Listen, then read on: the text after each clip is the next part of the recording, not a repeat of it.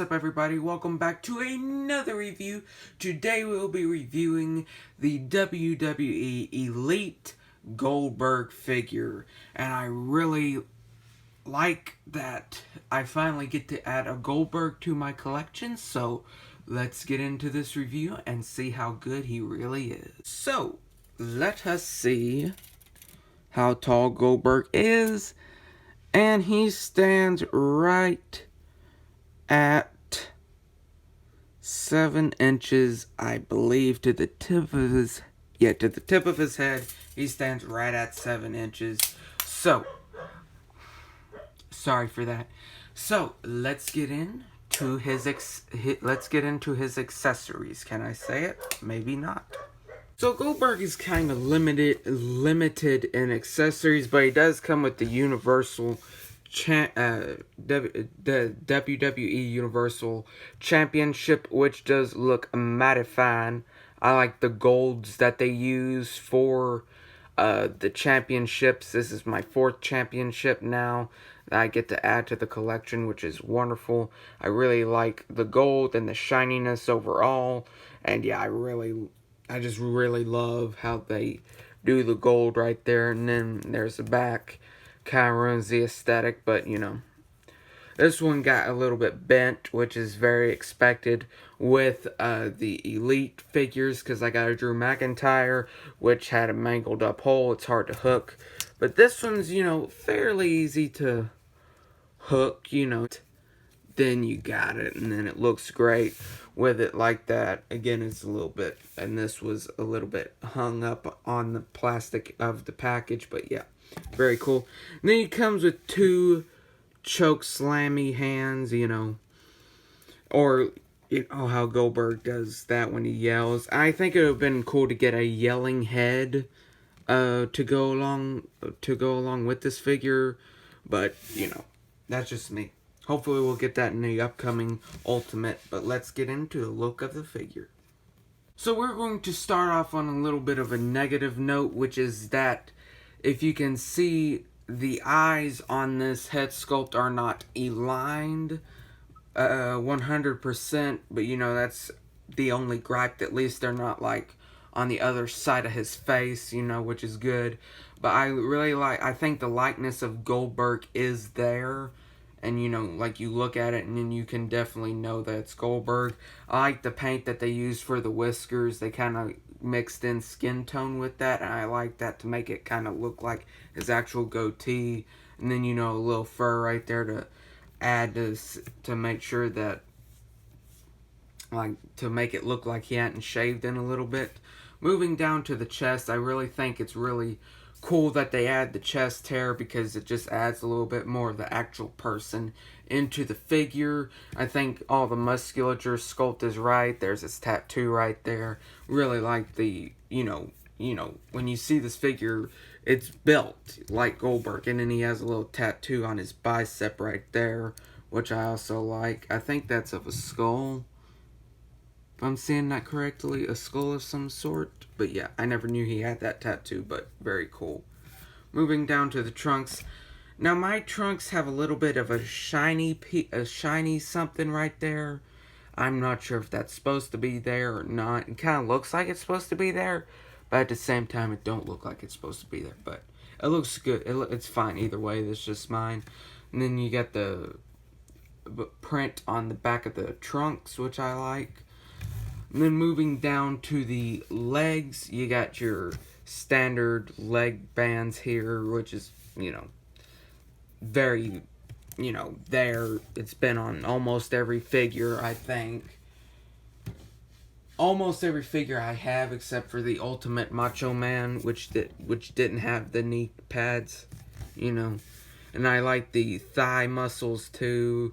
The one thing I will say, they cleverly hidden the thigh cut right there, which I think is very clever, because if you're not looking for it, then you don't think it's there. You don't think that part of articulation is there. But you know, I like the overall of the legs, you know. Standard legs, you know. leave it to me to drop it. And then, you know, you got basically your standard boots, you know. Not really much to say about them except for, you know, amazing detail on the boots to make them look like boots, because they do look like boots. Don't you think they look like boots?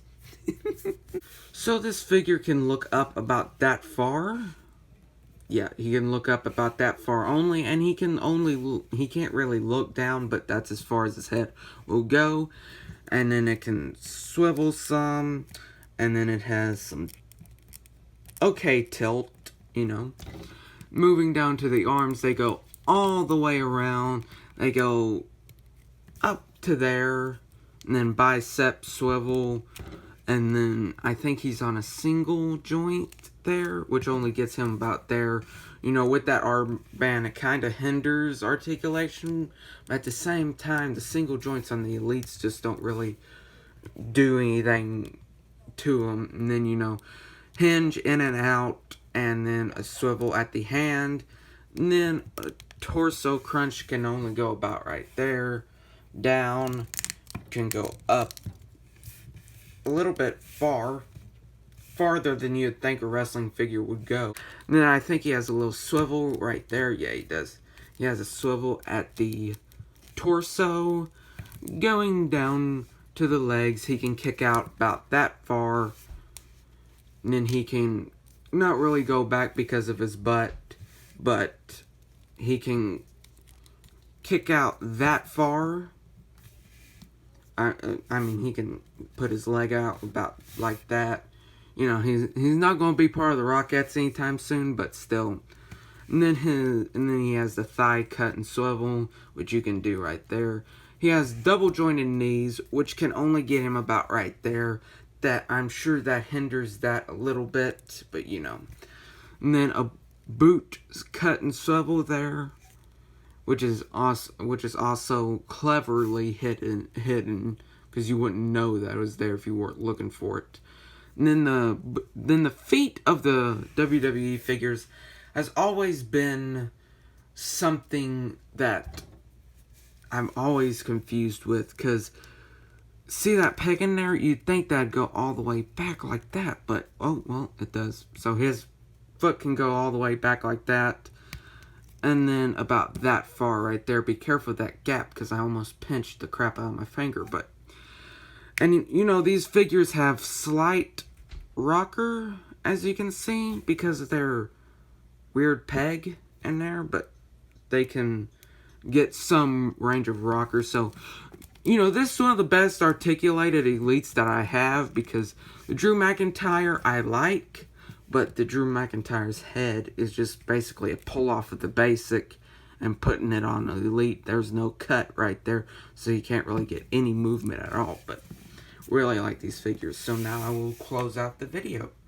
So overall, I really like this figure, and I think it looks great, except for the disaligned eyes, but you know, that's a minor thing when it comes to me. But yeah, I really would recommend this figure. If you were going to get him, then get him, because he's a really great figure, and I really like him, and he's one of the best elites that I've gotten so far, and I've only got 2, so you know, I really don't know much about the elites. I'm pretty new into getting into the WWE the WWE action figures. My first addition to my WWE collection was the Macho Man Randy Savage with the little roller ring. It was a basic series style figure, but basically basic series, you know, which have no articulation right there, you know, in terms of going out that way, which sucks.